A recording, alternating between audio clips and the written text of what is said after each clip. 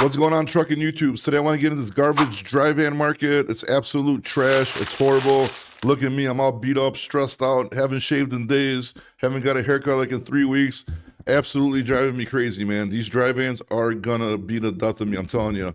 The Flatbeds on an absolute roll, and the Reefers definitely could be doing a lot better. So I want to get into the market today. I want to get into the tariffs a little bit. Hopefully they end soon, because this is definitely holding us back right now from the market, blowing up. So I want to get into all these things, see what your opinions are, and let's get going. Here's a dry van national average per mile. It's still like kind of mid-April, but the dry van rates per mile are at $1.97 right now. This is the second time in the past like week or 10 days that they fell, which is absolutely crazy.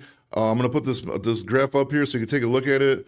January was $2.15, $2.02 in February, $1.99 in March, and as of right now in April, we're averaging $1.97.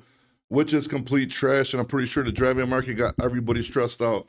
As I mentioned earlier, I'm so stressed, I don't even shave right now. Haven't got a haircut in 3 weeks. I got to get going to that. Just every day coming to work and just knowing how trash this market is and just taking losses every single month after month. It's getting to like a breaking point where at this point, I don't even know what to do. Obviously, the tariffs are, what's causing this right now, in my opinion. Because we don't know what's going to happen with China. We don't know what's going on. We know we got a lot of stuff from China. I know every day, like every hour, I'm checking, TikTok news, YouTube news, just to see what's going on with this tariff, see if China's going to finally come to the table and negotiate. Because I have a feeling like once there's an agreement reached with China, things should get a lot better. But at $1.97, national average per mile for dry vans, that is crazy right now. Especially with the expenses that we have, like insurances, equipment cost, fuel, all these things into consideration. $1.97 national average is horrible for dry vans. So hopefully this gets better. Right now it's not getting better, and I don't think it's going to get better until we have a result from this China-America tariff war. And I know everybody's going to be like, "Oh, this is what you voted for." I mean, it is what I voted for, and unfortunately, I'm on a frontline casualty of this, but have to suffer through it. Hopefully, stay in business and not close the doors and just make it through the rough patch at this point. I'm going to bring up the dry van hot market map. This map is, again, garbage. Like, Florida shows red hot. I would not trust going down there with a dry van anyways. It's just probably a bunch of brokers posting the same load over and over again, so it's kind of manipulating the numbers. But overall, if you take a look at this map, it's just absolute garbage. Pretty much most of the map is like dark blue, which is bad. The dark red colors are, the better markets, not many of them.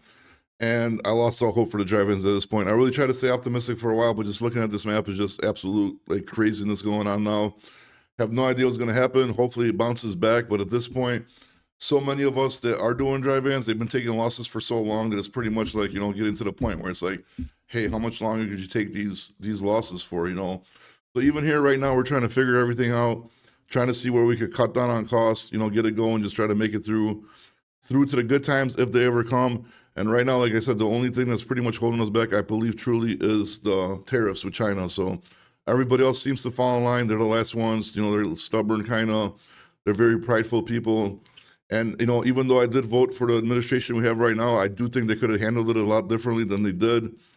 I mean, it's too late for that, So hopefully now we just, wait, and hopefully they come up with a resolution soon, because at this point, I'm pretty sure it's hurting a bunch of Chinese people, and it's definitely hurting us in the United States, with our freight industry. So we'll see what happens with that, and we'll go from there. Here's the national average per mile for the flatbeds. As you can see, January, February were the same. Then after February, it's been going up, and now it's at 260 average per mile for the flatbeds, which is absolutely crazy for this market. If you're driving a flatbed, you're probably making a lot of money right now. Good for you, because the rest of us are really not making any money. So at least it's good to see that one trailer type is actually succeeding in this market. Hopefully it stays hot for them. It should. This is construction season coming up, so it should only be getting better from here. I'm guessing until a bunch of people realize and start moving from like dry van to flatbed, then it's going to kind of screw up the flatbeds a little bit, because that's bound to happen. If this continues another month or two, I guarantee you people are going to be switching trailers. It's definitely what happened last time we had a little, bear market, and it'll definitely happen again, which will probably ease up a little bit, for the people with the dry vans, but then it's going to mess with the people with the flatbeds. So as for now, the flatbeds are absolutely killing it. We're going to come here right now and check out their map here shortly. Here's the flatbed hot market map. As you can take a look at it, it's pretty much a lot of hot areas. You could throw a rock and hit a hot market with the flatbeds. The South absolutely killing it. They have been for the last 4 or 5 months. Even California starting to pick up a little bit for the flatbeds, even though I don't trust the West Coast that much. I don't personally do flatbeds, but overall I do have a little experience with them, and I just never trusted the West Coast with them. But right now, anything like, pretty much east of the Mississippi, even Texas right now, if you're staying in those pockets of hot markets, you should be doing pretty damn good with a flatbed. I am super jealous looking at this map. I wish the driving map looked like this. So congrats to everybody driving flatbed, step decks, and the specialized equipment. Hopefully you guys are killing it. Make the most money you can while you can. Here's the Reefer national average per mile. They were super hot like end of last year to January, and after January's been a downfall. Right now we take a look, they're 227 per mile. Still, like I said, mid of April, but for 227 per mile for a Reefer, I don't think that's great. Sure, it is a lot better than the dry vans, and it is a lot lower than the flatbeds. But to get 227, for a Reefer, you got to fill it up. You got to worry about claims. You're, using a bunch of fuel if you're running frozen loads. So, I mean, that's not that great. They are doing a little bit better in the dry vans, but overall, I think they could do a lot better. I think they should be at least like 240 to the 50 range in order for them to be happy right now. So they're a little ways from that.